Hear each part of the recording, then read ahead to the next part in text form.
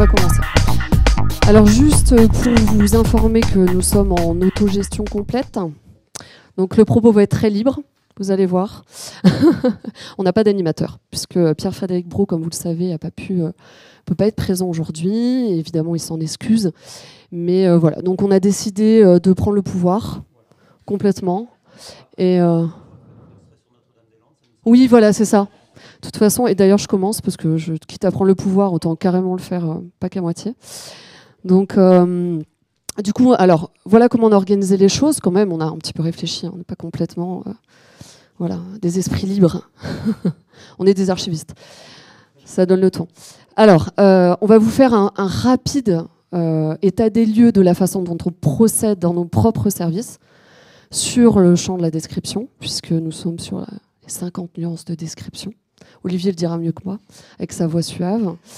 Et puis après, on va aborder 3 questions qui nous semblent centrales dans la démarche. Et on va y répondre les uns après les autres. Et évidemment, on vous donnera beaucoup de temps pour échanger avec nous. Et puis si vous n'avez pas d'idée, on échangera ensemble. Parce que nous, voilà, on a des idées. De toute façon, on vous impose ce programme, hein, j'en suis désolée, mais c'est ainsi. Voilà, c'est ça. La confiance n'exclut pas le contrôle. Alors, les archives audiovisuelles en Loire-Atlantique. Alors, je ne l'ai pas noté, mais je pense que vous le savez tous. Il y a un partenaire, on a 2 partenaires historiques en Loire-Atlantique, qui sont la Cinémathèque de Bretagne, représentée d'ailleurs dans cette salle, et sur le champ des archives audiovisuelles, et d'Astume 44, qui est cette antenne qui fait toute la collecte de la musique enregistrée, mais pas seulement. Leurs missions se sont évidemment bien élargies depuis, qui aujourd'hui mènent des campagnes d'archives orales, de collecte d'archives orales. Donc ils vont aujourd'hui sur des territoires faire des campagnes avec des institutions patrimoniales. Et donc c'est vraiment, vraiment intéressant d'avoir évidemment ce partenariat et cette relation de travail depuis très longtemps.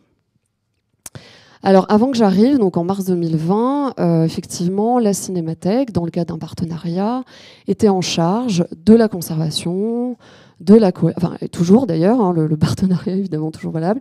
Elle est en charge de la collecte, de la conservation et de la diffusion des images collectées sur le territoire de Loire-Atlantique.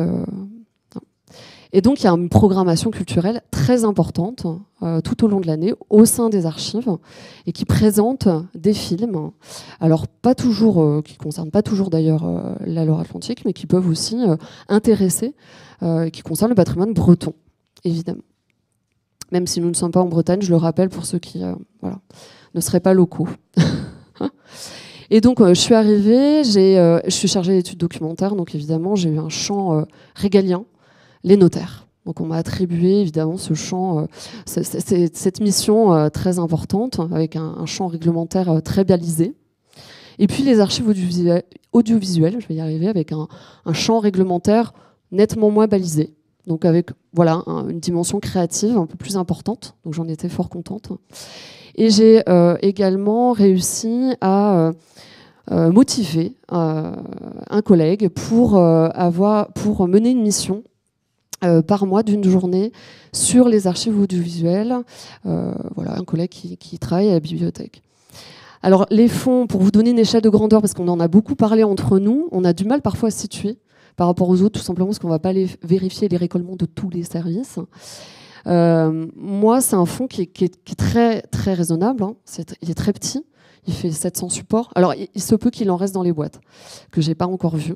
Ça, c'est possible. C'est les joies du récollement. Et il y a 41 fichiers nativement numériques. Donc, vous avez vu hier, notamment, un extrait.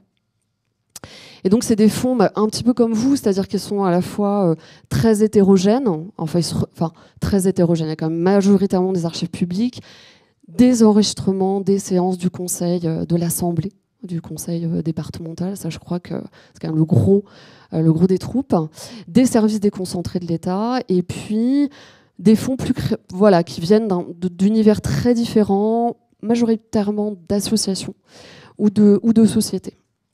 Et en fait, là, on est face à des fonds mixtes, avec beaucoup de papier et quelques audiovisuels. Donc voilà, là, il faut évidemment, dans le cadre de la description, on en parlera, lier les deux Et Sandrine aussi acquiesce, puisque on est toujours confronté à cette problématique. Aujourd'hui, on a 50% des inventaires qui sont publiés, tout simplement parce qu'on a rentré en série AV, donc archives privées, quelques petits fonds qui ne sont pas encore classés. Mais on a aussi aux archives départementales la chance d'avoir, on est 57, donc c'est quand même pas rien, et on est près d'une trentaine à être chargé d'un service versant. Et quand on est chargé d'un service versant, on fait la collecte, on fait le classement et on rédige les inventaires. Et donc ça fait une force de frappe importante. Et moi, je ne rédige évidemment pas tous les inventaires où il y a de l'audiovisuel. On vous expliquera la démarche en détail après. Donc je m'occupe principalement de ce qui est composé uniquement d'audiovisuel, qui a une logique d'audiovisuel, genre une audiothèque, une vidéothèque, qui est, donc, par exemple, voilà, donc la série AV, voilà, c'est celle-ci dont je m'occupe. Donc là, je fais vraiment toute la description et je m'occupe du traitement, du reconditionnement. Et après, je m'occupe aussi de la campagne de numérisation, évidemment, au sein du service. Je vais passer la parole peut-être dans l'ordre, là, à Joël, pour présenter. Alors, je vais juste...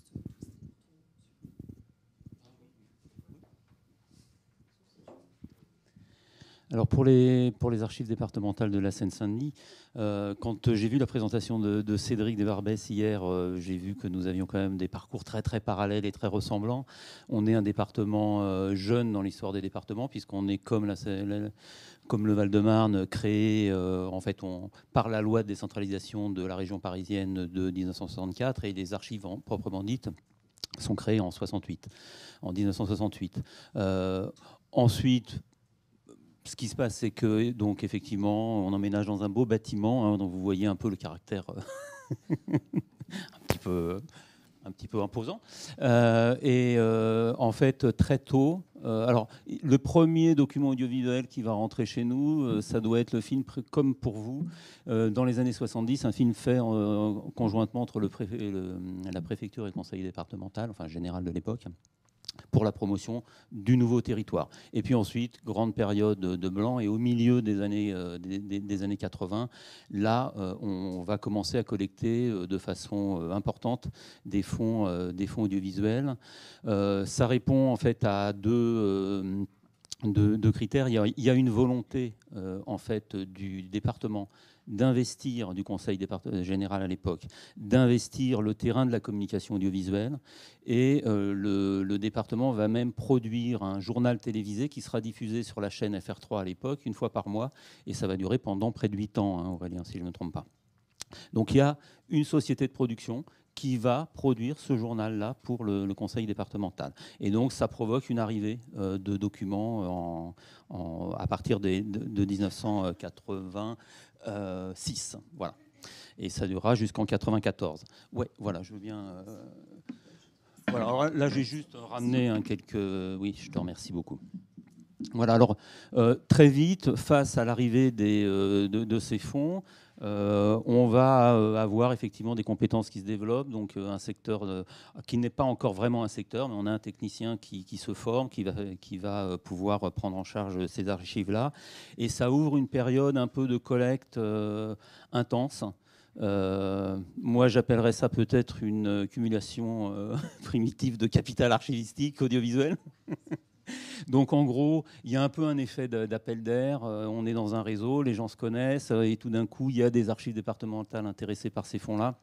Et du coup, on est contacté, on a tendance à prendre, et effectivement un peu à accumuler, parce qu'on prend sans forcément avoir en amont fait un travail vraiment d'évaluation et éventuellement de sélection. Donc on accueille.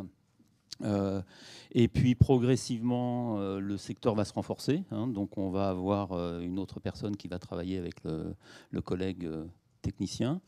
Voilà, alors à grosse maille, on se retrouve quand même au tournant des années 2000 avec le même chiffre qu'aujourd'hui, c'est-à-dire 70 000 supports à gérer. Donc ça semble être énorme par rapport effectivement à d'autres. Voilà, on doit faire ça face à cela. Alors que sur les fonds, quand même, la première collecte, c'est vraiment essentiellement des fonds d'archives publiques, donc privés, pardon. Donc société de production, et puis on va avoir des partenariats avec des organisations. On est en Seine-Saint-Denis, hein, il y a un contexte politique qui existe, et donc on a chez nous le siège de la Confédération Générale du Travail, le siège du Journal d'Humanité. Donc au tournant des années 2000, il y a des partenariats qui se créent avec l'IHS CGT à Montreuil, avec l'Humanité. Bon, il y a très très peu de documents audiovisuels qui proviennent du journal, mais aussi un gros partenariat avec le Parti communiste français, et donc qui lui-même produit et emmène dans les fonds qui nous sont versés des archives audiovisuelles. À distinguer d'un autre ensemble que vous connaissez tous, qui est celui porté par Cinéarchives, qui a une autre histoire de conservation, mais dont les fonds sont aussi déposés et conservés chez nous, même si c'est Cinéarchives qui en assure le classement et la valorisation. Donc voilà, beaucoup de fonds, et puis des fonds d'autres sociétés de production. Hein. On peut citer la Cathode, hein, qu'on a vu, la Iskra, hein, avec qui on a été... j'ai vu qu'on avait un adorateur de Chris Marker. On a effectivement des fonds de la société Iskra. Alors, pardon ? Oui, non, mais je sais, là, on a quasiment une... Bien sûr. Ouais. Donc, ensuite, ouverture vers les archives publiques, donc de la direction de la communication du conseil départemental qui nous a versé un peu tardivement. Là, une belle masse qui arrive.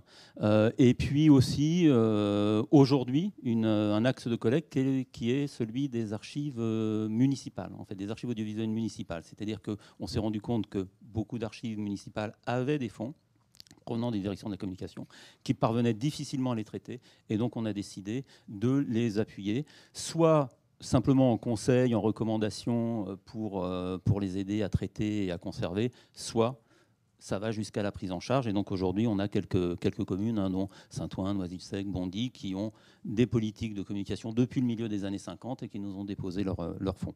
Voilà, donc des fonds très riches, des proportions qui sont encore assez inégales, hein, puisqu'on a 30% en gros de support d'origine publique et 70% d'origine privée.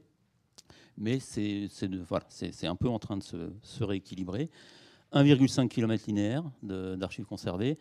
Et aujourd'hui, un secteur des archives qui est alors représenté évidemment ici par Aurélien Dur, et donc qui est constitué avec aujourd'hui un binôme. Normalement, on devrait être plus nombreux, mais la vie administrative fait qu'aujourd'hui, il y a 2 personnes, donc un chef de secteur, plutôt compétence archiviste qui fait un petit pas sur le technique, et puis un technicien audiovisuel qui est Gabriel au fond de la salle, et qui lui a plutôt la compétence technique et qu'on va amener à faire un petit pas vers les archives. Et c'est ce secteur qui a la charge à la fois de la collecte, du classement, de la conservation et en partie de la valorisation. Voilà. Juste peut-être un petit mot sur l'état où on en est au moment du... Non, je ne sais pas, j'ai le temps encore ou pas, non. En fait, ce qui se passe, c'est que je vous ai dit qu'on avait une accumulation de fonds.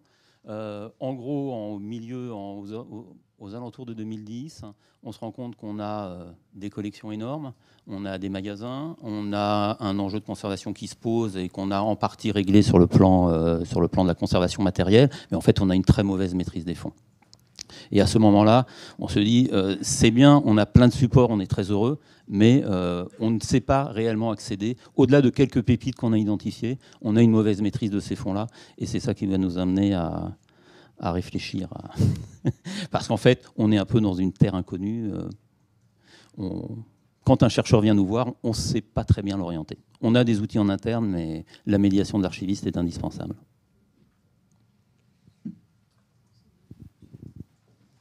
Je vais prendre la suite, mais peut-être avec un petit support.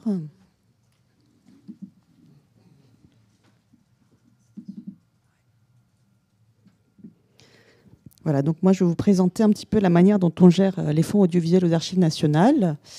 Et je vais juste... Oui. Je vais juste commencer par vous dire quel type de fonds on conserve. Ce sont des fonds qui sont principalement des fonds publics, qui proviennent des administrations centrales de l'État, c'est-à-dire de tous les ministères, et d'opérateurs publics de l'État également. Mais on a également une plus petite proportion de dons et de dépôts d'acteurs privés. Donc je commence d'abord par des chiffres. qui ne sont pas si impressionnants, mais qui sont un peu trompeurs parce que, voilà, on sait que ça va changer vraiment dans les années qui viennent, ça va être vraiment exponentiel. Donc, je crois que l'année dernière, on avait 56 000 supports analogiques sonores, vidéo et cinématographiques, 36 téraoctets d'archives audiovisuelles natives et 130 téraoctets d'archives audiovisuelles issues de la numérisation. Donc, à quoi est-ce que cela correspond? D'abord, je voudrais vous renvoyer à peut-être... on a une page sur notre site internet qui est dédiée aux archives audiovisuelles et électroniques, où vous trouverez une présentation générale, bien sûr, mais surtout 2 documents importants. C'est 2 grands inventaires, Panorama sur 35 ans de collecte d'archives audiovisuelles et Panorama sur 35 ans de collecte d'archives électroniques. Alors d'abord, pourquoi audiovisuel et électronique? Je pense qu'Audrey, qui est ici, qui a travaillé dans le département, l'ancien département de l'archivage électronique et des archives audiovisuelles à Fontainebleau, pourra aussi très bien l'expliquer. Pendant très longtemps, aux Archives nationales, il y avait une organisation un peu par support, c'est-à-dire que les archives papier étaient traitées à Paris, les archives un peu particulières audiovisuelles ou électroniques sur le site de Fontainebleau, et ainsi que voilà, des archives de masse, voilà, des archives contemporaines. C'était le centre des archives contemporaines à Fontainebleau. On a hérité de cette organisation un peu artificielle, donc l'audiovisuel est associé à l'électronique et maintenant au numérique. Le site de Fontainebleau a fermé. Donc les archives audiovisuelles physiquement sur support sont maintenant conservées sur le site de Pierrefitte-sur-Seine.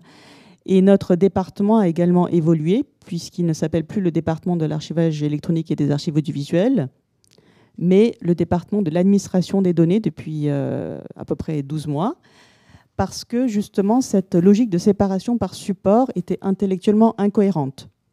Les archives audiovisuelles ou numériques sont forcément en lien avec des archives papier et les responsables de fond d'un thème ne travaillaient pas, connaissaient très très peu les fonds audiovisuels ou électroniques associés aux fonds sur lesquels ils travaillaient. Donc c'est un travail très très long de conduite du changement où on est en train de former et d'associer de plus en plus les responsables de fonds papier à s'intéresser aux archives audiovisuelles et électroniques, à la question de la description aussi, mais voilà, c'est un processus en cours.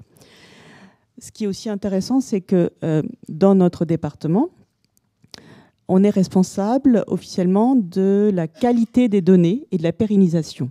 Et alors, quand on parle d'audiovisuel, que ce soit sur des supports physiques ou des archives nativement numériques, finalement, la qualité des données ou la pérennisation, ça touche absolument toute la chaîne archivistique. Si on n'intervient pas en amont de la collecte jusqu'à la valorisation, en passant par la gestion, la description, le classement, etc., on ne peut pas garantir que ces archives pourront être exploitées dans le temps.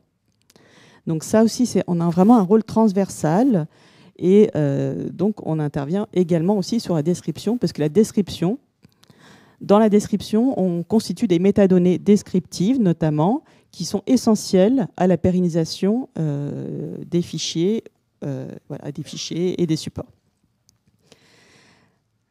Alors, pour vous donner un petit peu une idée de nos problématiques en termes de description, parce qu'on pourrait parler de beaucoup de choses, j'ai voulu l'illustrer en images avec 6 exemples. Donc, en haut à gauche, vous avez une capture d'écran d'un film de 1929 de Jean-Benoît Lévy sur un centre de formation agricole pour jeunes femmes. Donc là, on les voit faire de la gymnastique. C'est un film vraiment magnifique sur un centre de formation en Bretagne où on forme des jeunes agricultrices, mais aussi des bonnes épouses. Donc, lorsqu'elles sortent de cette formation, elles savent aussi bien faire un chapeau, une décoration florale, traire la vache, stériliser, faire du fromage, etc., etc. Donc c'est un film incroyable, voilà, de 1929, mais c'est surtout un film d'auteur. Et Jean-Benoît Lévy, comme vous le savez, c'était un grand cinéaste de la Troisième République. Donc voilà, ça c'est un exemple, c'est un film de commande. Et dans la Cinémathèque de l'agriculture dont est issu ce film, figurent plusieurs films de Jean-Benoît Lévy. La deuxième image est un extrait d'un dessin animé de 1950 qui provient de la Cinémathèque du ministère de la Reconstruction et de l'Urbanisme. Et c'est un film, aussi un film d'auteur, de John Halas, qui était un grand précurseur du cinéma d'animation et qui est dédié aux villes nouvelles, à la conception des villes nouvelles.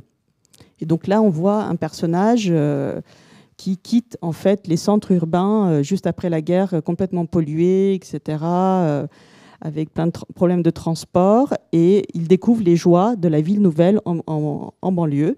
Et c'est un film qui existe à la fois en version anglaise et française, mais vous voyez que déjà pour décrire comment on va pouvoir décrire avec les mêmes outils le film de 1929 et puis ce dessin animé de 1950. C'est encore plus compliqué quand on passe à la troisième image là-haut sur la droite, qui est un de nos films fétiches, Ménagères, ménagez-vous, un film produit par la Caisse nationale d'assurance maladie en 1983. C'est un petit film de 10 minutes.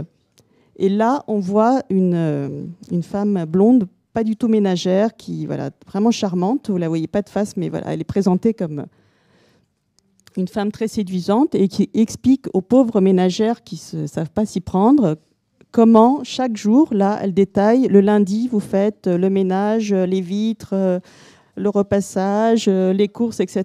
Le mardi, vous faites ça, ça, ça. Le mercredi, vous faites ci.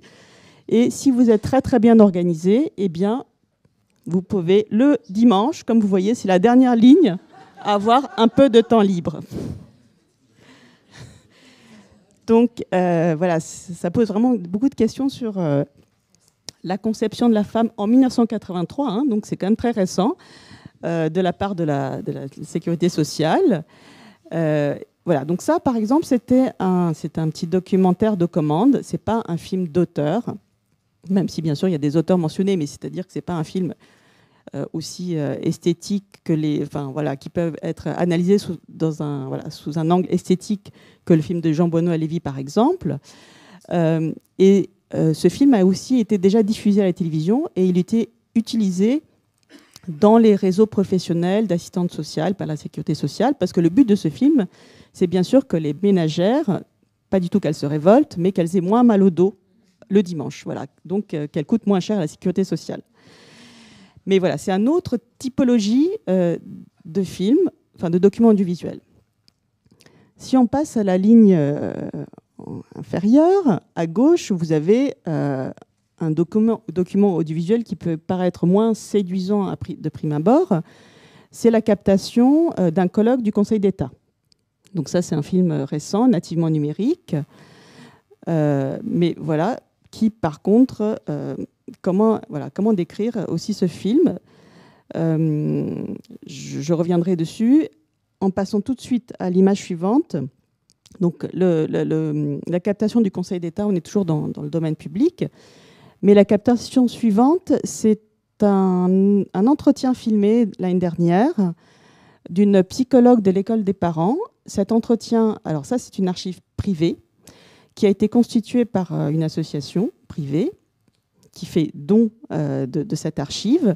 Et cet entretien a été réalisé en complément du versement audiovisuel de l'école des parents. Donc un versement audiovisuel vraiment conséquent, mais bien sûr aussi des archives papier. Donc cette dame qui a travaillé très longtemps à l'école des parents explique un peu le contexte de production de ces films. Donc ça, c'est une archive privée récente et nativement numérique, évidemment. Et enfin, une autre catégorie très spécifique aux archives nationales, ce sont les archives audiovisuelles de la justice, qui sont une exception du Code du patrimoine, suite à la loi de Badinter de 1985. Donc ces archives audiovisuelles ne sont conservées qu'aux archives nationales. Certains procès historiques sont filmés dans leur intégralité. Le réalisateur, c'est le juge. Il est considéré comme le réalisateur. Et c'est lui qui, au début d'un procès, peut décider ou non de faire la captation du procès, et aussi dire où sont placées les caméras, qu'est-ce qu'on filme. Est-ce qu'on filme la personne qui parle? Est-ce qu'on le filme de dos? Est-ce qu'on fait des gros plans, etc. En fait, toutes les questions d'un réalisateur sont gérées par le juge. Et donc, les premiers, bien sûr, le premier procès enregistré, c'est le procès Barbie. Donc, c'est un procès qui a été enregistré en 1985, voilà, je crois. Oui, je crois. Donc, la captation a été faite sur des supports physiques. Et maintenant, les procès de terrorisme sont complètement nativement numériques. Et vous connaissez la longueur de ces procès, c'est intégralement filmé. Donc, vous pouvez imaginer la quantité d'heures et de téraoctets que vont représenter ces fichiers qui arrivent aux Archives nationales. Donc voilà, ça c'était un petit peu une sorte d'état des lieux des situations très contrastées que nous avons. Et peut-être qu'ensuite on pourra parler de la manière dont on va décrire. Oui, tu peux peut-être, du coup, Sandrine, enchaîner sur la question. Comment décrire des archives audiovisuelles dans un environnement normatif? Voilà. Puis après, on se repassera le micro. Oui. Très bien, merci Audrey. Donc je vais passer en fait, un peu plus à rentrer dans le cœur du sujet. Donc, nous restons quand même archivistes, et dans le monde des archives, on décrit les archives, quel que soit leur support, avec la norme ISAG que vous connaissez tous, et pour le nativement numérique, avec la norme CEDA, que vous avez peut-être eu l'occasion d'utiliser, qui est beaucoup moins riche en termes descriptifs que l'ISAG, puisque c'est un standard d'échange de données d'archivage, et nous sommes contraints d'utiliser ces deux normes archivistiques pour décrire des archives audiovisuelles qui sont des archives, mais qui ont aussi des spécificités qui sont liées à l'audiovisuel. Donc, nous réfléchissons beaucoup au sein du département à cette question de la description, et nous avons notamment reçu un énorme versement en 2016 du Théâtre national de Chaillot, des captations du théâtre, et l'année suivante des enregistrements sonores. Et nous avons utilisé ce gros versement pour travailler sur une sorte de méthodologie de description audiovisuelle en ISAG. Comme les Archives nationales sont un service d'archives définitive, le fonds est arrivé déjà classé avec un instrument de recherche en ISAG. Donc, sur le papier, on aurait pu en rester là. On s'est aperçu que ce versement audiovisuel de théâtre, il était classé par direction, par saison théâtrale et ensuite par spectacle. Donc chaque spectacle a été filmé par la régie audiovisuelle du théâtre à des fins d'archivage. Et c'est un exemple que je vous ai montré hier soir lors de la projection, c'est-à-dire que vraiment l'objectif pour le théâtre, c'était de garder une ou plusieurs mémoires audiovisuelles de représentation. Et comme vous le savez, le théâtre, à chaque représentation, quelque chose change. Donc c'est vraiment une mémoire partielle d'une représentation. Mais l'objectif n'est pas de faire des belles images pour être diffusées à la télévision, par exemple. On s'est aperçu que le théâtre, donc, filmait depuis la fin des années 60 ses spectacles de manière très régulière. Et pour un spectacle, il y avait parfois 22 supports différents. Et si on fait juste la liste des supports, donc 3 films 16 mm, 4 umatiques, des VHS, des Betacam, enfin voilà, toute la typologie des supports audiovisuels, un lecteur ne pouvait absolument pas comprendre à quoi il avait affaire. Donc, dans la description du contenu, dans l'intitulé, on avait bien toutes les questions de copyright, de droit d'auteur, des droits d'auteur, le réalisateur, bien sûr, enfin, les questions, enfin, le spectacle, tous les droits voisins, toute la question de droit avait été plutôt bien décrite dans cet instrument de recherche, mais les supports, on ne comprenait pas du tout à quoi ça correspondait. On a été obligé de développer une méthodologie pour essayer d'organiser ces supports. On l'a développé dans l'historique de la conservation parce que c'était vraiment très compliqué, de reprendre chaque support, de relever toutes les indications qu'il y avait dessus, et de départager Par exemple, les captations du filage, d'une répétition, pardon, les supports de captation d'origine, les copies sur d'autres supports, les numérisations éventuelles, etc., etc. On a analysé spectacle par spectacle ce que l'on avait. Donc, et l'année suivante, on a reçu les archives sonores et on a fait une correspondance entre les archives audiovisuelles et les archives sonores des spectacles. Donc, ce gros versement nous a servi un petit peu de chantier école pour mettre vraiment l'accent sur cette question de support, de copies, qui ne sont pas vraiment des copies, qui veulent dire quelque chose de l'intention d'archiver du théâtre et qu'on ne peut pas effacer et réduire à une seule numérisation ou une seule captation. Voilà, donc on a travaillé dessus, les instruments de recherche sont en ligne, mais encore une fois, ce n'est pas un modèle absolu.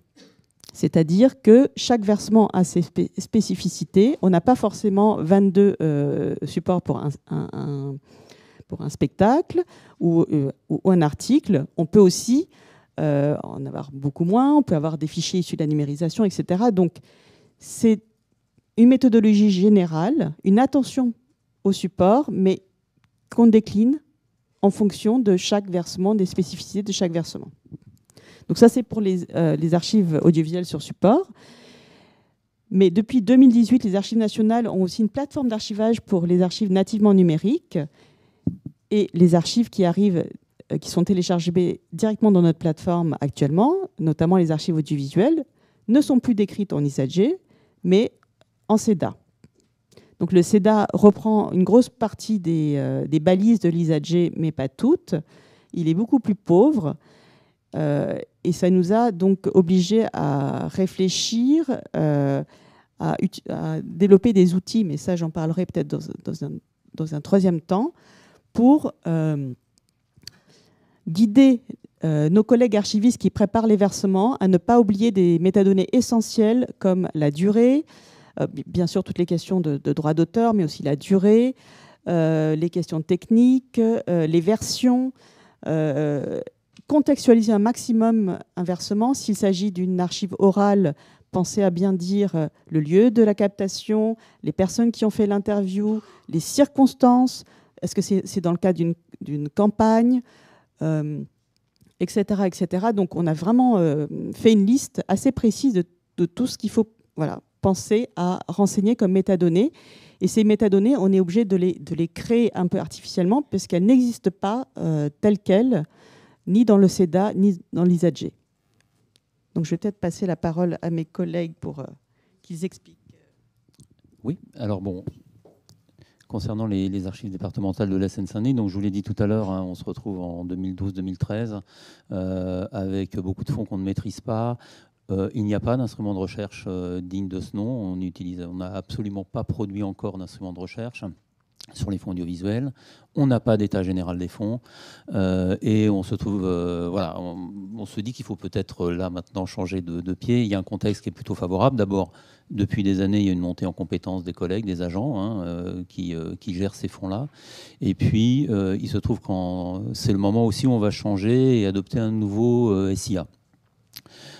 Et donc, on se dit, c'est le moment où on va passer finalement à un instrument de recherche conforme à l'ISAG, encodé en EAD, et on va décider d'utiliser un outil commun, partagé par tous. Donc l'idée, c'est pas d'avoir un développement séparé en tenant compte d'une spécificité donnée qui serait celle des supports audiovisuels, mais bien de dire les fonds audiovisuels, ce sont bien des fonds organiques. Ils procèdent de l'activité d'une organisation ou d'un producteur.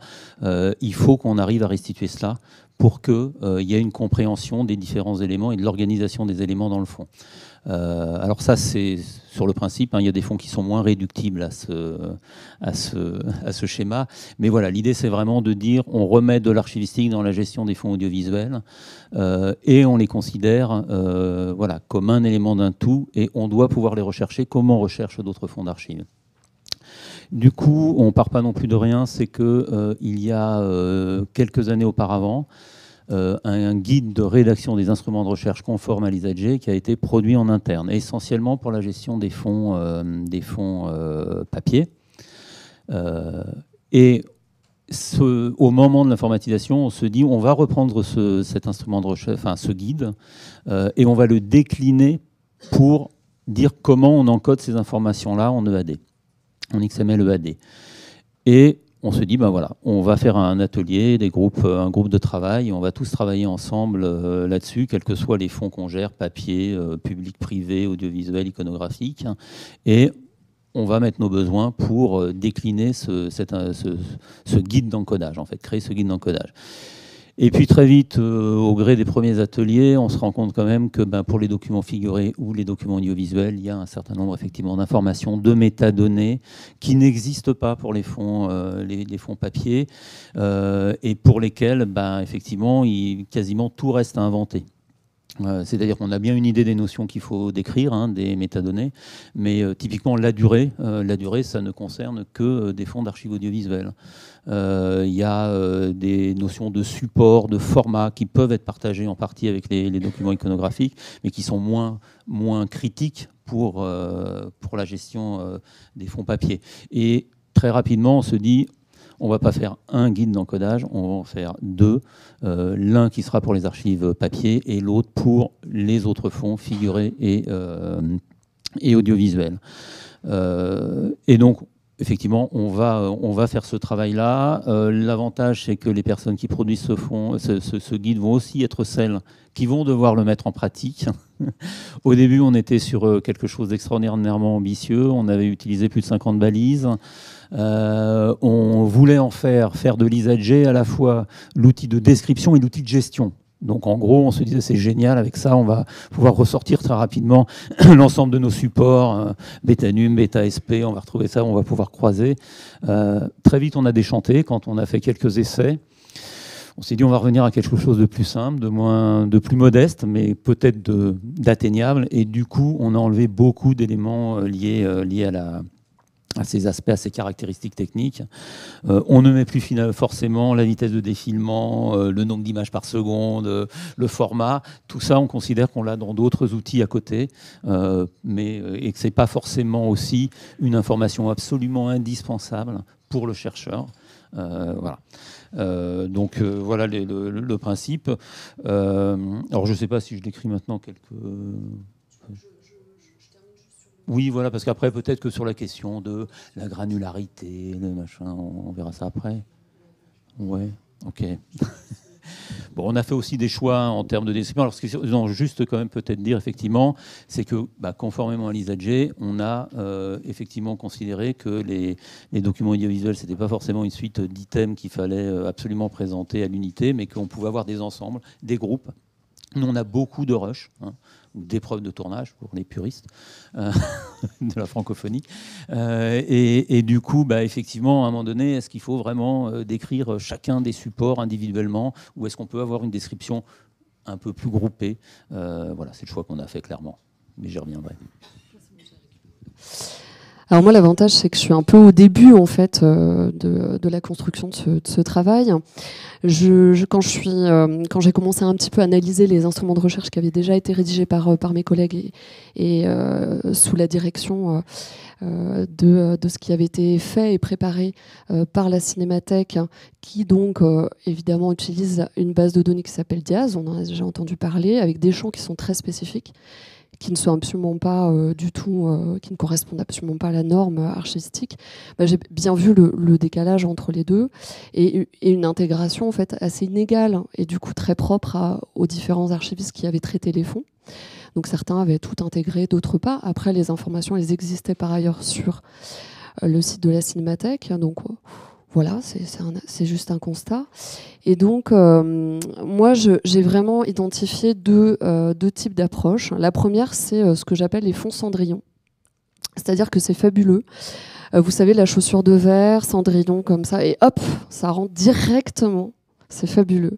On est dans l'objet, action, typologie. On est dans une satisfaction intellectuelle suprême.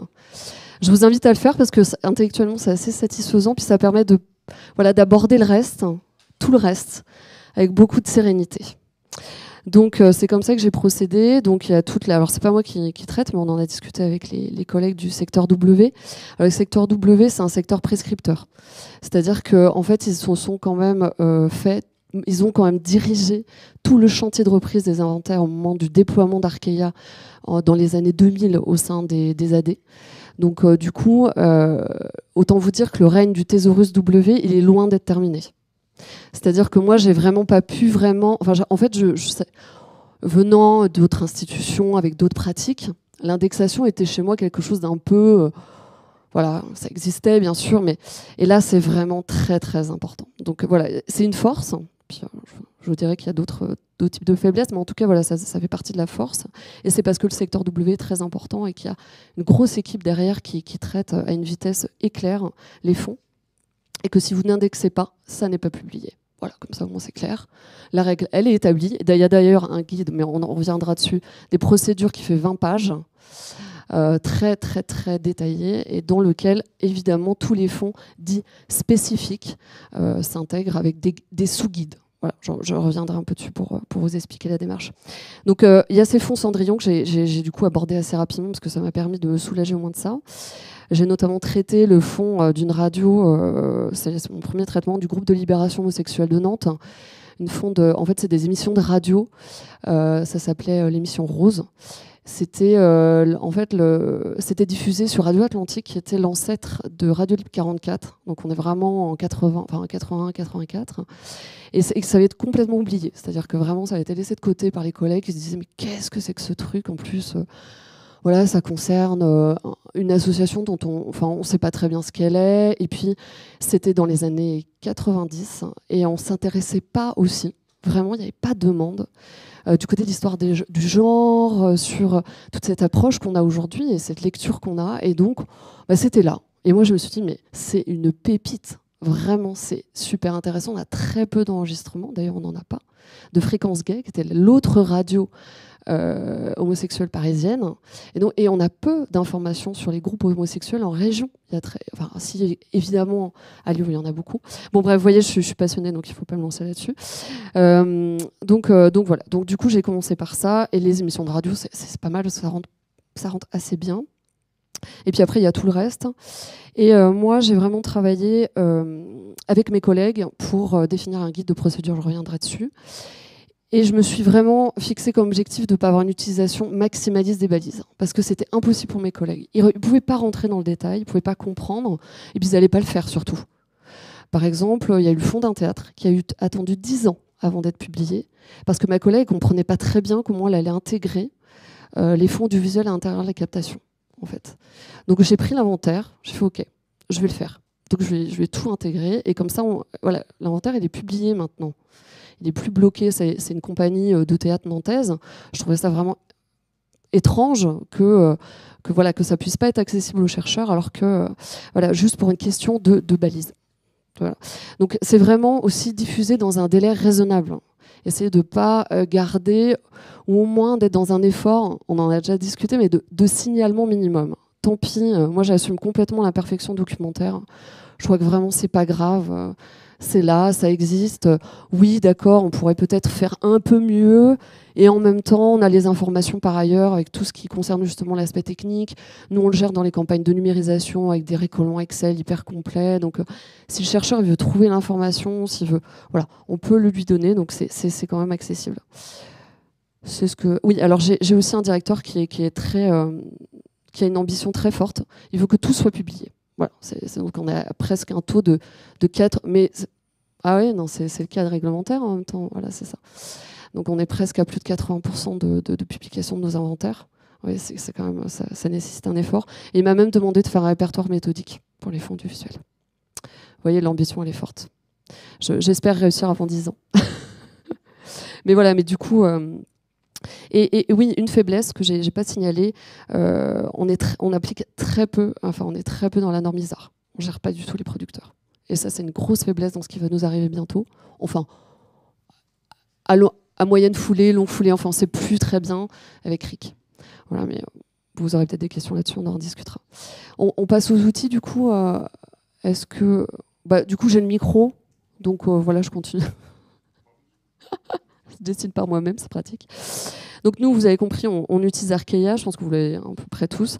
Donc moi, dans notre sous-guide de procédure pour la description des archives audiovisuels, j'ai carrément pris voilà, tel champ Archaea, c'est telle info qu'il faut dire, je vous donne des exemples, tel autre champ, c'est telle info qu'il faut porter, et voilà, et on fait comme ça, et vous appliquez cette règle. Et l'avantage aussi, c'est qu'ils ont un interlocuteur unique.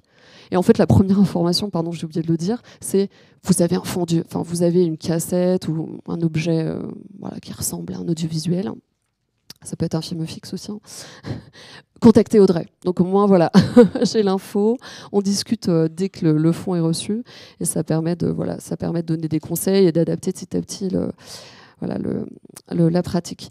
Et il y avait, en fait, on a aussi, moi j'ai pas travaillé vraiment comme le secteur figuriste, il faut dire que c'est un autre collègue qui s'en occupe. Donc moi je fais les images qui bougent, et lui il fait ce qui bouge pas. Voilà, c'est bien, moi c'est clair pour tout le monde, c'est hyper clair pour les lecteurs, pour les chercheurs, hyper clair. Et donc lui il pratique systématiquement la sous-cote. Donc moi c'est vraiment un truc, voilà, je comprends. Enfin, pour moi un support c'est une cote, sauf quand on traite de l'arriéré où effectivement là on va pas s'amuser à recoter un fond entier. Donc voilà, donc ça faisait partie des indications qui ont un peu changé la procédure maison et le traitement maison en fait, notamment dans la cotation des fonds. Et puis après sur la description, alors les collègues, voilà, je vous mettrai dans le support qu'on diffusera après. J'ai mis des exemples en fait où on voit un petit peu comment ça s'est petit à petit homogénéisé dans l'utilisation, enfin, dans la mise en place des inventaires, la rédaction des inventaires. Je vous ai mis ce qui avait lieu avant et puis un petit après depuis. Après il y a des petites choses qui pourraient être améliorées, mais c'est pas trop mal. Je passe là. Je suis un peu dans l'autosatisfaction, mais bon, il y a un moment. Non, il ne faut pas hésiter. Simplement, alors peut-être rappeler aussi, parce que je n'ai pas évoqué tout à l'heure deux petits points. Par rapport à votre expérience à vous, nous, effectivement, on ne distingue pas archives audiovisuelles numériques natives ou sur support analogique. C'est de toute façon le même outil, les mêmes formes de description. On n'a pas de normes différentes, c'est l'XML EAD. Dans les choix qu'on a fait, comme tu l'évoquais Audrey, objet, action, typologie, les fonds Cendrillon ne sont pas nombreux, hein, en tout cas chez nous, et c'est quand même assez difficile. Donc effectivement, on a fait des choix un peu différents pour la gestion des titres, hein, et donc les libellés des titres qui ne respectent pas forcément la pureté archivistique. On a fait aussi des choix en matière d'analyse, ou alors on va dire que c'est l'équivalent du scope content pour ceux qui parlent l'XML dans le texte. Nous, on a fait le choix d'avoir des descriptions assez sommaires, hein, des analyses assez sommaires, de ne pas s'amuser à faire du séquençage et de se dire ça doit être une clé d'entrée pour accéder au contenu, mais on ne reprend pas l'intégralité du contenu.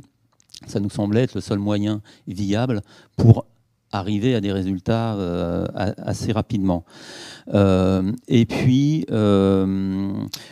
autre point, et alors là, qui peut être sujet à débat, nous avions fait le choix, mais absolument délibéré, après l'avoir discuté, argumenté, de ne pas indexer. C'est-à-dire qu'en fait, on n'était pas très satisfait du Thésaurus W, enfin maintenant qui a changé de nom, mais c'est à rallonge, donc Thésaurus W pour nous. On trouvait que par rapport à nos fonds privés, il était assez inadapté.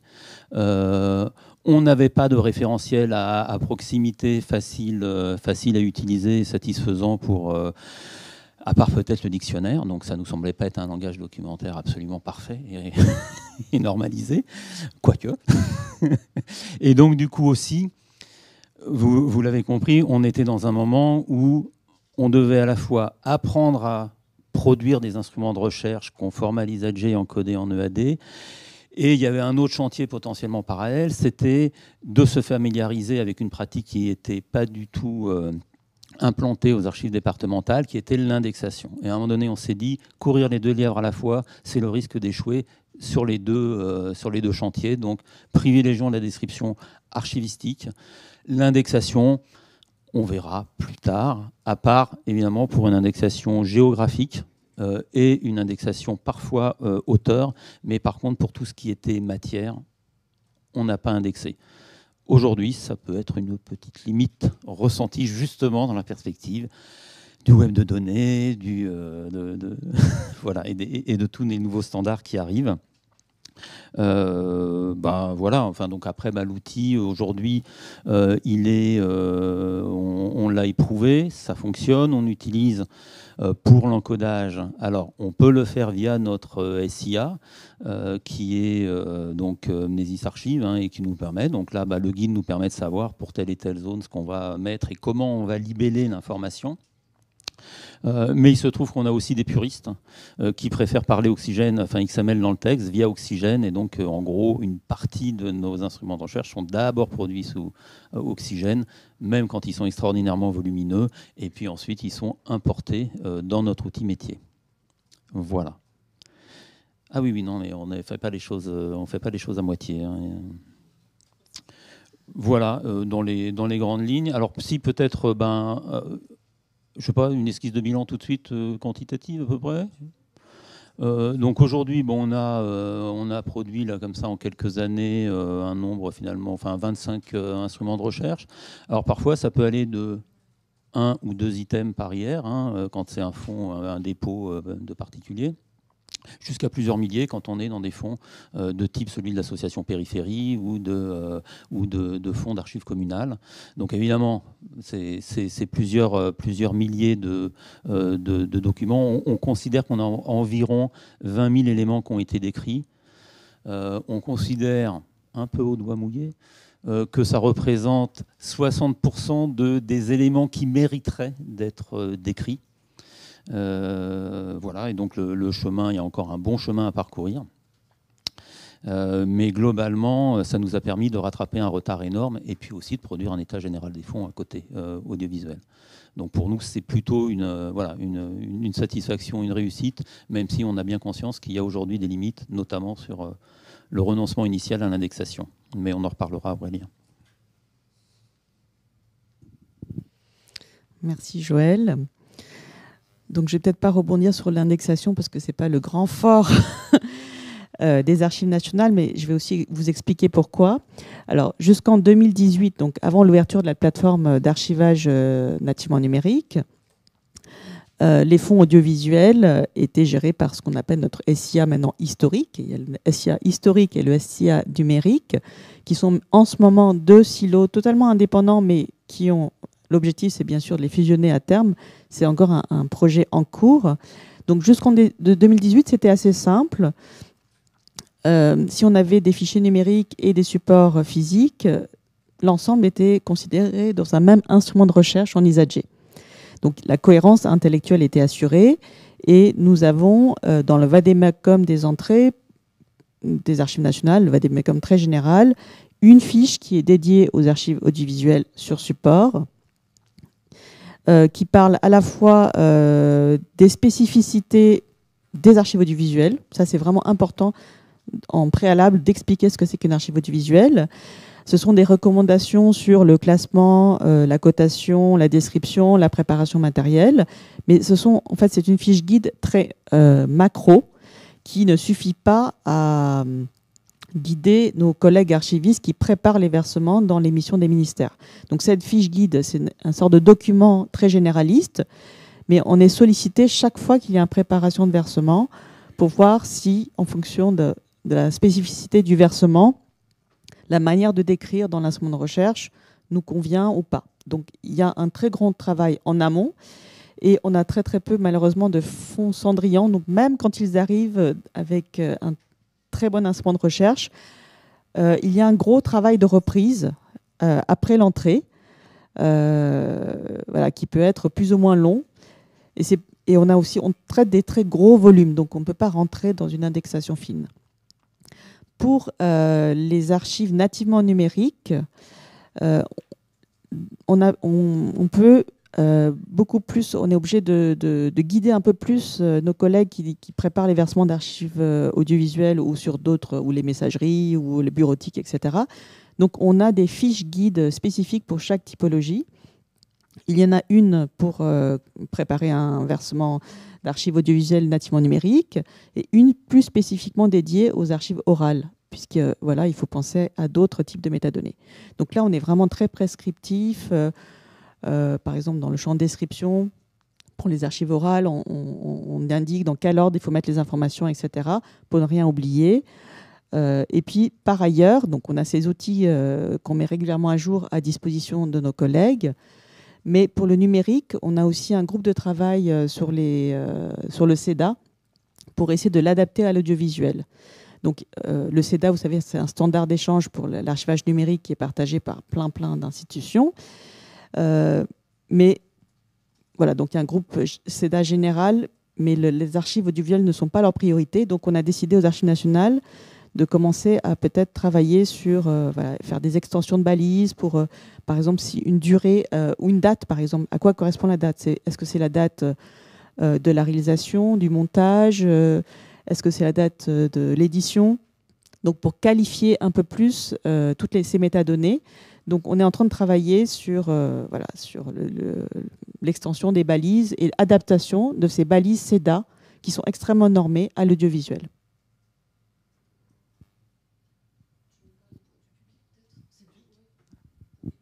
Donc voilà, j'enchaîne rapidement pour le public parce que je crois qu'on n'aura pas beaucoup de temps. Donc notre public, ce sont principalement... Alors, il y a beaucoup de chercheurs qui font leur thèse, par exemple, sur les archives orales. Il y a une grosse campagne du ministère de l'écologie. Il y a au moins 4 thèses actuellement de chercheurs en sciences politiques ou sociologie. Ce qui intéresse les chercheurs, c'est les témoignages bruts, avec évidemment tous les documents complémentaires qu'on a pu collecter, les fiches chronothématiques, les documentations sur la campagne, les informations sur les témoins, etc., etc. On ne produit pas nous-mêmes des fiches chronothématiques, on n'a absolument pas le temps et pas les moyens. Donc on insiste au moment de la collecte pour collecter un maximum d'informations.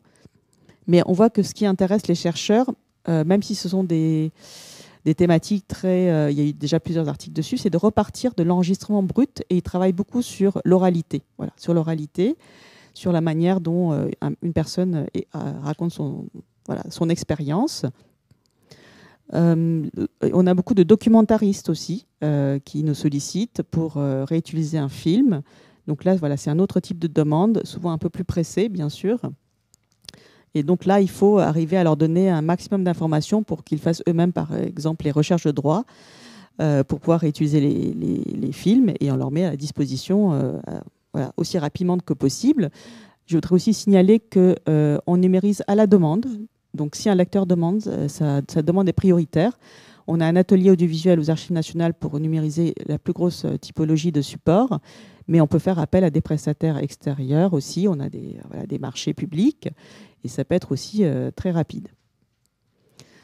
On a également actuellement beaucoup d'associations qui souhaitent réutiliser des archives audiovisuelles. On est en train de travailler sur le concept d'œuvres transformatives, parce que ce sont des archives publiques qui ont été collectées à différents moments. Il y a beaucoup d'acteurs qui sont en jeu et qui n'ont pas forcément donné leur autorisation pour réutiliser, transformer ces archives. Donc voilà, on est en train de travailler avec notre service juridique sur ce concept-là actuellement, mais c'est une grosse demande. Voilà, des associations qui travaillent soit avec des jeunes, des scolaires ou des personnes en prison, par exemple, qui font un travail vraiment remarquable. Donc, nous, on souhaite vraiment essayer de leur mettre à disposition, mais avec bien sûr tout le cadre juridique qui l'accompagne, ces fonds d'archives extrêmement riches et qui ne sont pas suffisamment connus. Alors, concernant le public, je crois qu'en fait, c'est le même. Grosso modo, c'est des chercheurs, des recherchistes, des documentaristes ou des associations qui ont envie de réutiliser, par exemple dans le cadre de l'éducation à l'image, de récupérer certaines images plus anciennes et de les réincorporer. Donc voilà, je pense que c'est à peu près ça le public. Il n'y a pas trop de... Finalement, le public individuel, non motivé par un usage immédiat et rare. Quand on a commencé à vouloir produire des instruments de recherche, ce qu'on constatait, c'est que l'accès au fond, il était vraiment indispensable. Il ne pouvait se faire que par la médiation de l'archiviste, qui nous semblait un problème, puisqu'en fait, ça faisait que d'abord, on avait une mauvaise maîtrise nous-mêmes de nos fonds, et donc en gros, on proposait à peu près toujours les mêmes choses, et c'était toujours les mêmes choses qui étaient utilisées. Et donc il y avait l'idée que c'était une contrainte pour l'usager de passer par la médiation de l'archiviste et qu'il fallait produire des instruments de recherche pour donner de l'autonomie. Voilà, il va devenir autonome et on n'aura plus besoin d'être sollicité ou très marginalement. La réalité est un peu différente. On se rend compte que la façon dont on structure un instrument de recherche dans le monde des archives, c'est pas forcément exactement la réponse aux besoins de l'usager qui, lui, généralement, veut taper 3 mots et puis trouver immédiatement un résultat. Et donc, il faut arriver à concilier tout ça. Ça me semble pas inconciliable du tout. Mais effectivement, il faut arriver à offrir à la fois cette vision organique d'un fonds et puis permettre des approches transversales. Quand vous n'avez pas décidé d'indexer vos fonds, ça peut être un léger handicap. Mais voilà. Mais effectivement, je pense qu'il faut travailler ces 2 niveaux-là parce que sinon, en fait, nos beaux instruments de recherche ne seront pas forcément utilisés. Et on se rend compte qu'en réalité, la médiation de l'archiviste demeure nécessaire dans une large mesure, mais pour autant, quand on a l'instrument de recherche, ça permet très facilement de nouer le dialogue et ça facilite évidemment la médiation. L'autre point pour satisfaire la demande des usagers, c'est quand même aujourd'hui l'envie d'accéder directement, immédiatement à la ressource en ligne. Et là, c'est un terrain sur lequel nous avons de notre côté encore beaucoup à faire. C'est pas une absence de volonté, mais là, on se heurte à des contraintes techniques et administratives qu'on espère bientôt dépasser, mais voilà, qui font qu'aujourd'hui, on ne peut proposer qu'un nombre très limité de documents en ligne, 93, mais voilà, c'est pas, dans des conditions qui ne sont pas satisfaisantes par rapport à ce qu'aujourd'hui on peut attendre comme service en ligne. Voilà. Alors moi, je vais juste effectivement parler de cette expérience. Alors moi, je vais beaucoup plus, je vais avoir une action un peu plus active, c'est-à-dire que j'estime que ça suffit pas de faire l'inventaire, c'est la base, mais qu'en fait, si les réseaux de chercheurs ne connaissent pas ce travail, et ils vont pas naturellement venir vers nous en fait. Alors les AD 93, Archives nationales, voilà, c'est des gros services. Ils ont beaucoup de fonds, ils sont assez connus. Enfin voilà, on a toujours un déficit de visibilité de toute manière, mais maintenant que vous avez des instruments de recherche, voilà, c'est quand même plus simple. Moi, je pars du principe qu'effectivement, les archives départementales de Loire-Atlantique, en plus, voilà, c'est quand même sur l'histoire de Loire-Atlantique, on est proche de la Bretagne, où il y a évidemment une connaissance, il y a beaucoup d'images déjà, donc on n'est pas forcément l'institution qui naturellement vers laquelle on irait. Donc, quand j'ai travaillé sur la collecte des fonds de Notre-Dame-des-Landes, j'ai appris qu'il y avait un chercheur qui travaillait dessus aussi, sur la patrimonialisation de Notre-Dame-des-Landes. Je l'ai contacté directement. Je lui ai dit, voilà, nous, on a des fonds audiovisuels. Ce serait peut-être bien que vous en preniez connaissance et que, voilà, si ça vous intéresse évidemment, voilà, on n'est pas non plus... Tout cela est resté très cordial, mais quand même.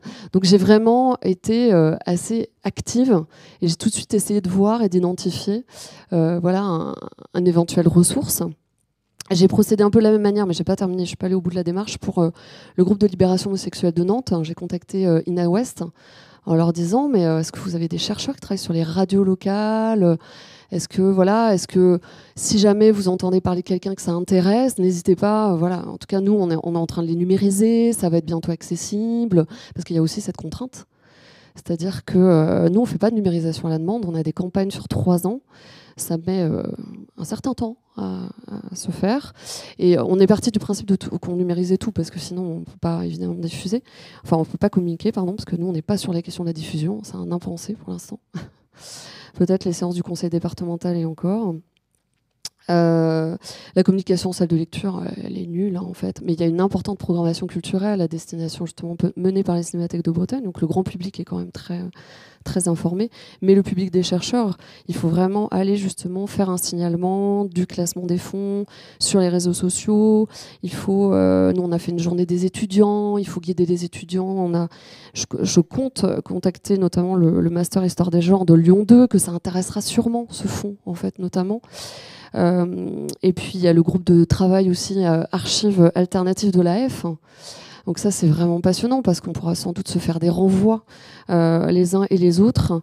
Et puis, j'ai pris le parti aussi d'intégrer et de valoriser systématiquement dans toutes les actions du service. Parce qu'en fait, on part du principe qu'on est tous un peu volontaires pour participer à ces actions de médiation.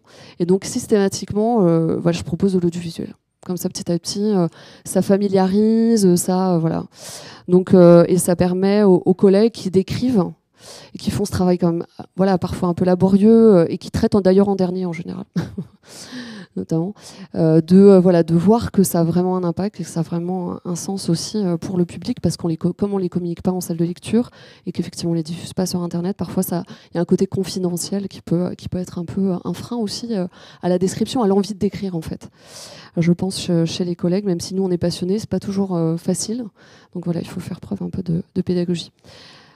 Alors, peut-être qu'on se donne 20 minutes de questions. Est-ce que vous auriez un petit peu de... Vous êtes muet d'étonnement. Vous attendiez pas du tout à ça. Alors, une question. Une remarque, un sentiment par rapport à la pratique de mes collègues au CNC qui ne semble absolument pas semblable. Enfin, la pratique ne semble pas être semblable par rapport à la vôtre.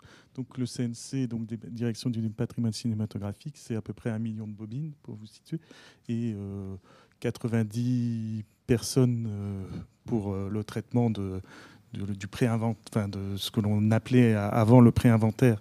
Donc l'entrée à Bois d'Arcy jusqu'à la communication. Donc 90 personnes et à peu près une vingtaine de personnes sur l'indexation. Et donc il y a une pratique de l'indexation et alors du résumé informatif. Voilà, donc chaque œuvre, surtout pour le documentaire, le fictionnel est abordé aussi par le résumé, mais il est beaucoup plus compliqué à formuler. Et donc j'ai le sentiment qu'il y a deux pratiques, une pratique plus archivistique et une pratique plus documentaire, ou pratiquée plus par des documentalistes.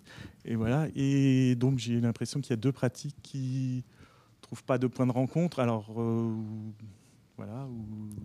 Je ne sais pas pourquoi d'ailleurs. Et si c'est le cas vraiment. C'est deux métiers différents. Oui, mais pour traiter des mêmes objets, quoi. Voilà. Ces deux métiers, c'est des usages différents. Voilà, c'est des enjeux, des objectifs. Enfin, on ne peut pas du tout comparer, effectivement. Nos manières, on ne fait pas du chrono thématique, on ne fait pas de la description détaillée. On ne peut pas, en fait. Et puis en plus, est-ce que ça a un intérêt ? Enfin, en tout cas, du point de vue des archivistes. Hein, pardon, je parle que de mon point de vue. Je peux que parler pour peut-être. En fait, il y a quand même des convergences. On ne peut pas dire qu'il y a des descriptions des documents, donc une analyse.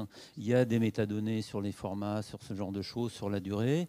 Et il y a bien, dans certains cas, une indexation. Donc, on a à peu près les mêmes outils, simplement, on ne les utilise pas. Nous, on a peut-être plus de latitude pour en utiliser certains au détriment d'autres, ou alors c'est la liberté qu'on s'est donnée, parce qu'à un moment donné, il y a une réalité dans la charge de travail. Mais moi, je maintiens par contre que vraiment, en tout cas, compte tenu de la nature de certains fonds que nous conservons, il y a vraiment des producteurs, si on n'arrive pas à restituer leurs activités, leurs missions et pourquoi ils ont produit, on ne comprend pas les documents qu'on conserve. Et ça, c'est peut-être spécifique effectivement au monde des archives, parce qu'ailleurs, on gère peut-être plus souvent dans le monde documentaire des collections. Là, on gère bien des fonds d'archives avec un producteur. Mais oui, non, mais c'est... Enfin,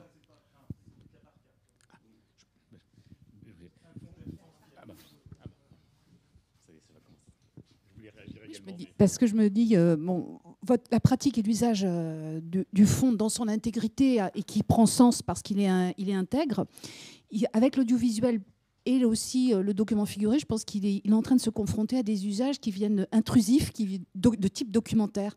On va chercher quelque chose pour illustrer, on va chercher un documentariste, va venir chercher un insert, et on va venir finalement vous bousculer dans les usages traditionnels, parce qu'il y a cette caractéristique propre à l'image de servir aussi d'illustration et par son témoignage.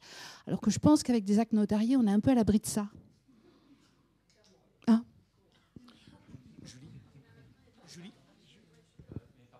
fait, on est bousculé depuis longtemps, en fait, hein, parce que cette demande-là, elle est ancienne, elle n'est pas nouvelle. Justement, c'est une façon d'essayer d'y répondre, mais oui, depuis très longtemps, sur les fonds images, par exemple, on veut un document immédiat et la numérisation, et voilà, parce qu'il faut publier demain. Ça, on a ce genre de choses. L'idée, c'est justement, quand c'est possible, de réintroduire un peu d'archivistique. Alors, c'est bien de répondre sans oublier nos pratiques métiers et nos besoins. En fait. Pardon. oui, en fait, voilà, nous, on est tout à fait conscients, je pense, en tant qu'archiviste, des limites un peu des normes archivistiques ISAGE ou CEDA, qui sont absolument pas adaptées à l'audiovisuel. Mais voilà, on est obligé d'être quand même fidèle à notre métier. Donc, c'est vrai qu'aux Archives nationales, on est en train de réfléchir aussi parallèlement, finalement, à ces instruments de recherche qui vont peut-être aussi prendre une forme différente. Je vais vous donner un exemple. Au mois de mai, on a accepté de prendre un énorme versement de la direction de la communication du ministère de l'Intérieur. Ça représente, je pense, à peu près 10 000 supports audiovisuels. Pas de récollement, pas d'écrit, on ne sait pas ce qu'il y a dedans. Donc, on a accepté de prendre ce fonds tel quel parce que c'était ça où il est parti à la benne le lendemain matin. Donc, je pense que c'est une situation qui doit vous arriver aussi régulièrement.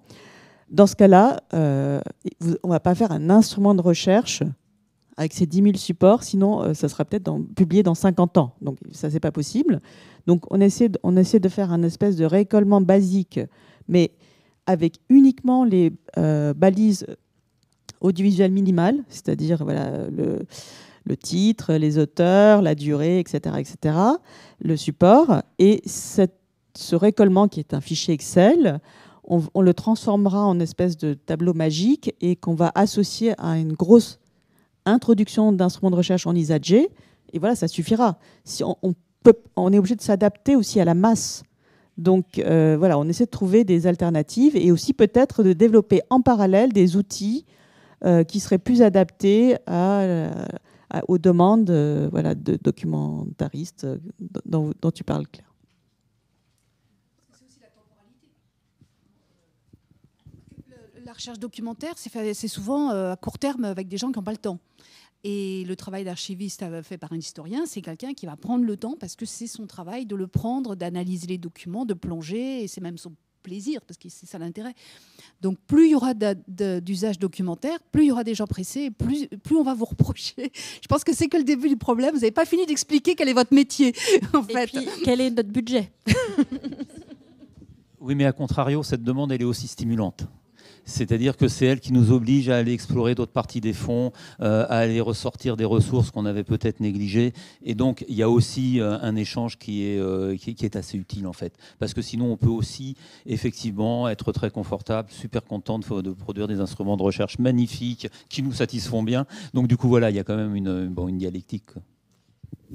Du coup, moi, juste pour prolonger tout à l'heure ce que disait Joël Claes, je suis d'accord, en tout cas, et puis par rapport à ce que disait Pascal Legrand. Donc, moi, je m'occupe des fonds vidéo de la Bibliothèque nationale de France, et on a un problème en fait de signalement. Parce que là, c'est encore une autre culture, puisque là, on part d'un catalogue de bibliothèque. Et si la majorité des fonds en fait, ont été signalés au catalogue général, il y a beaucoup d'ensembles en fait, qui sont invisibles dans l'océan si on ne va pas les chercher.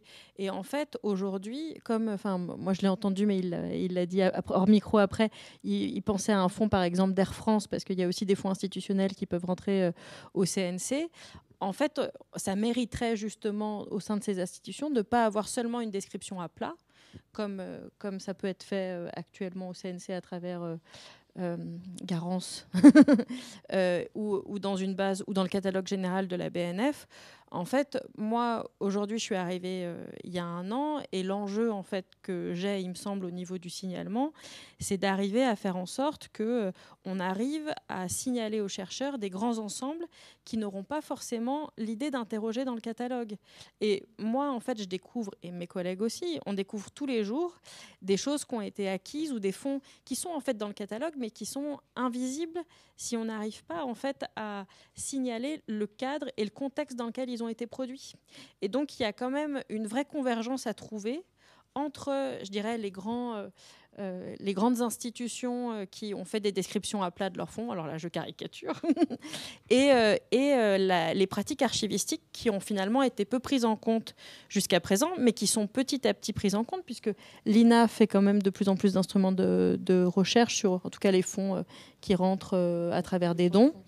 La BNF aussi a mis en place depuis quelques années une description de certaines archives qui lui sont données à travers EAC. Mais on a quand même... nous, il y a énormément de choses qui s'apparenteraient à des ensembles d'archives qui ont été rentrées au catalogue général. Et en fait, aujourd'hui, c'est une catastrophe en termes de signalement. Donc, moi, je pense qu'au contraire, il y a une vraie convergence. Et je trouve que c'était vraiment très, très intéressant. Vos 3 présentations, c'était passionnant, en fait, de voir comment, aux Archives nationales, vous aviez travaillé autour de ce fonds du théâtre de Chaillot. Et, je trouve que vraiment, la mise en perspective était très intéressante. Et juste, je profite d'avoir le micro, comme ça, je ne le reprendrai peut-être pas. Pour demander, en fait, comment vous traitez les éliminations. Parce que justement, sur les 21 supports, par exemple, de l'exemple, est-ce qu'il y a des doublons ou est-ce que c'était vraiment 21 captations, objets audiovisuels différents pour un même spectacle? Alors, je vais vous répondre sur les doublons, mais avant ça, je voudrais juste faire une petite insert sur cette question de complémentarité, de signalement des fonds.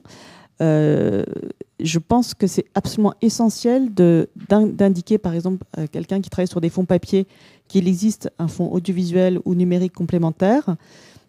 Ce qu'on essaie de faire systématiquement dans les instruments de recherche, mais également qu'on trouve une version à l'INA, une version à la BNF. Nous, on fait toujours référence aux notices BNF ou aux notices INA dès qu'on peut pour l'audiovisuel, parce que comme vous le savez, l'audiovisuel, aussi la particularité avec tous ces supports, ce sont des supports de diffusion qui ont voyagé, etc. Donc, on n'a jamais l'exclusivité d'un fonds. Il y a souvent c'est des fonds qui voyagent. Et je pense qu'une manière de les signaler, c'est aussi de montrer qu'ils existent aussi par ailleurs, sous d'autres formes, dans d'autres contextes. Sur la question des doublons, alors, c'est assez délicat.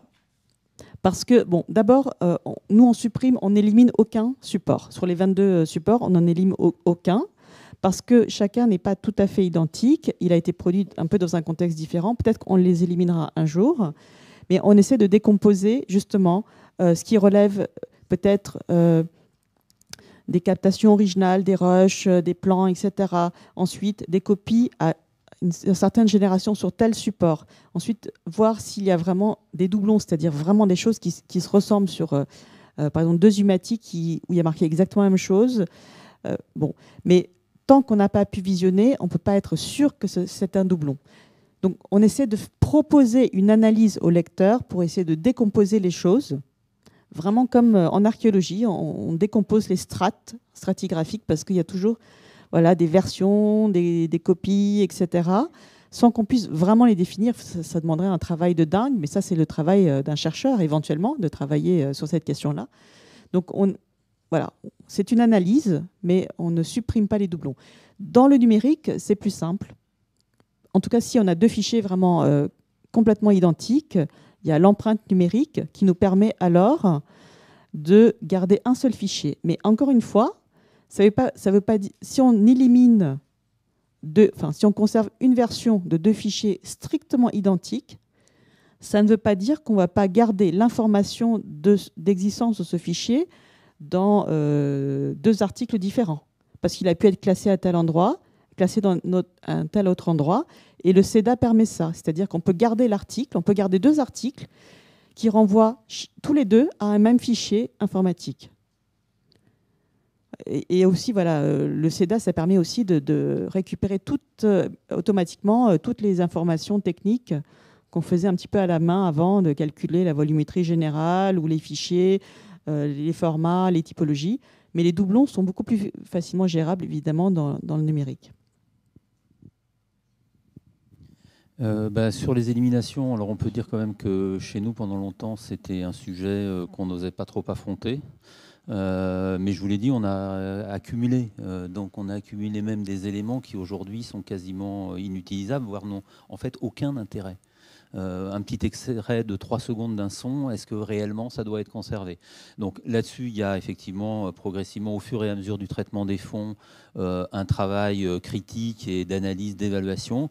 Et dans ces cas-là, on a commencé à le faire sur certains fonds. On reprend contact avec les déposants et on leur propose l'élimination de certains éléments. Libre à eux de les reprendre s'ils ne sont pas d'accord. Ensuite, il y a un autre enjeu.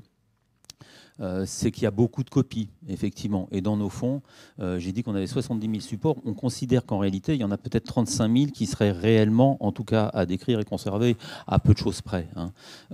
Et donc, du coup, ça veut dire que le reste, souvent, il y a des copies de copies de copies de copies. Et des copies de qualité médiocre faites à un instant. Et aujourd'hui, si on renumérise l'original, on aura une qualité supérieure. Donc l'enjeu là, il est plutôt de se dire quel est vraiment le document master, celui de meilleure qualité, qu'on va conserver, puisqu'aujourd'hui, de toute façon, après, on transfère sur un fichier numérique.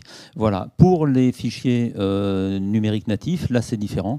Les dépôts, maintenant, on travaille en amont avec les déposants, et donc on sélectionne en amont pour éviter au maximum d'avoir des doublons ou des millions de fichiers qui nous arrivent.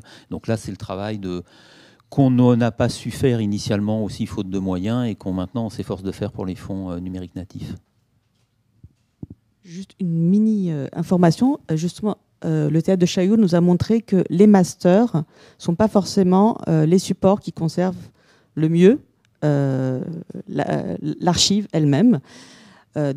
Pour un spectacle, par exemple, on avait aussi un très très grand nombre de supports, les masters, les copies, etc. Et puis une toute petite VHS. Et on s'est aperçu que tous les supports étaient complètement corrompus et qu'on a récupéré l'archive sur la VHS. Si on avait jeté la VHS, tout ça c'est documenté, j'ai beaucoup publié sur ce sujet, donc vous pouvez vous y référer. Mais si on avait jeté la VHS en considérant que c'est une copie de copie de copie de copie de mauvaise qualité, on aurait perdu une archive essentielle. Je précise qu'on ne jette que quand on sait qu'on a l'original et qu'en plus on l'a numérisé. Enfin, normalement. Alors moi j'ai le cas justement sur... j'ai un donateur, pour l'instant on n'est pas arrivé au bout. En fait il a un disque dur de 4 Tera sur lequel il a mis en vrac tous ses fichiers. Et il m'a dit, alors ce qui est super, c'est que j'ai tout bien rangé sur YouTube. J'ai dit oui, enfin bon, le problème c'est que ça m'intéresse pas en fait parce que c'est de la base def. Et puis en plus, il n'arrive plus trop à accéder à tous ces fichiers. Donc en fait, je peux même peut-être pas récupérer les métadonnées documentaires de YouTube, ce qui m'aurait fait quand même gagner vraiment beaucoup de temps. Et donc on est un peu dans l'impasse, c'est-à-dire que me voilà devant 4 Tera, espèce de glacier comme ça énorme. Je sais absolument pas comment on va y arriver. On va réussir à ça parce que en fait, lui, il me dit qu'il n'a pas le temps de trier. Que sans doute il a beaucoup de données qui sont effectivement très personnelles sur ce disque dur. Hein, ça ne concerne pas forcément, c'est toujours sur la question des vidéos militantes de Notre-Dame-des-Landes. Donc c'est quand même aussi quelqu'un qui est impliqué dans la vie politique, qui a donc forcément une vie publique qui fait qu'il n'est pas très confiant. Donc bref, là je crois qu'on est dans une impasse qui fait qu'on n'aura pas en fait ces images. Que j'ai envie de dire que le dépôt légal fera son ouvrage, sur YouTube en tout cas. Ce qui sera visible sera, oui, à peu près. Ah bah oui, mais il y a un moment... Peut-être que Nina le fera exactement. C'est une espèce de passage de patate chaude. Exactement. Tout à fait, l'idée c'est ça. C'est que du coup je me dis que là je suis dans un impasse, j'aurai pas les masters. J'aurais pas les originaux, donc et puis je suis pas en mesure de traiter ça en fait, c'est impossible. Donc on va procéder comme ça. Tu voulais intervenir, Cédric ? Ah d'accord. Donc, une question concernant, là où j'ai entendu le mot magique, rush. Est-ce que vous avez je parle de manière globale à vous trois, une politique concernant les rushs? Est-ce que vous pouvez en dresser une typologie par exemple par rapport à Quelle est votre donc, politique de collecte ou d'élimination puisque, voilà.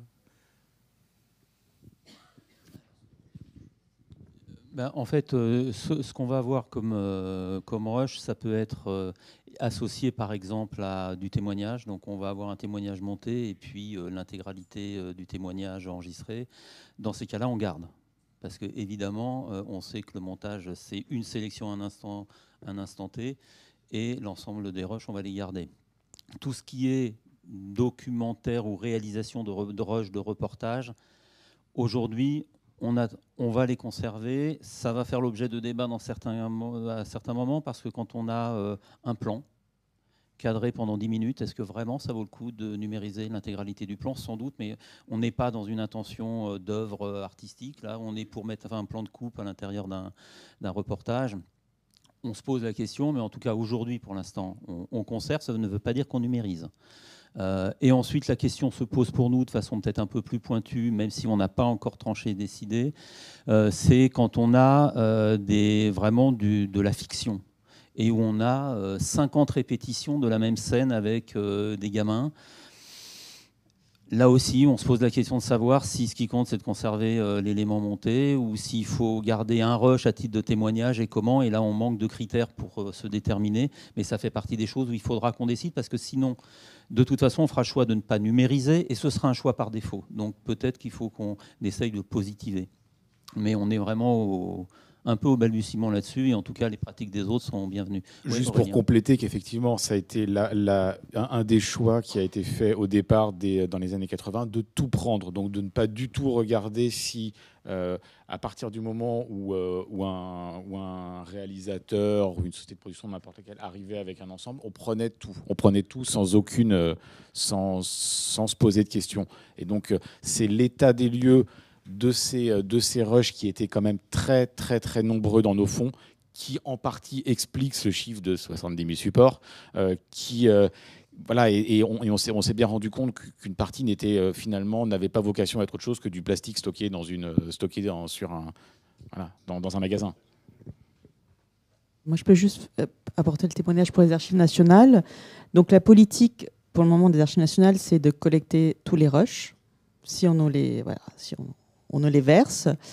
Parce qu'on a vu que dans certains cas, ça intéresse vraiment les chercheurs qui travaillent. Lorsqu'ils travaillent sur un sujet, sur un film, ils veulent l'ensemble du matériau brut. Donc la version montée, finalement, c'est vraiment le bout de la chaîne et c'est ce qui les intéresse le moins. En revanche, dans le numérique, le nativement numérique, lorsqu'on a un versement nativement numérique, on ne prend pas les formats de projet numériques, c'est-à-dire des choses qui ne peuvent pas être exploitées. Il y a des logiciels de montage, etc., où on agglomère les choses et ça crée des fichiers projets. Ça, on sait qu'on ne va pas pouvoir le pérenniser dans le temps. Donc, on ne conserve pas ça. Donc, on regarde le type de fichier. Mais si c'est un rush constitué, on le prend.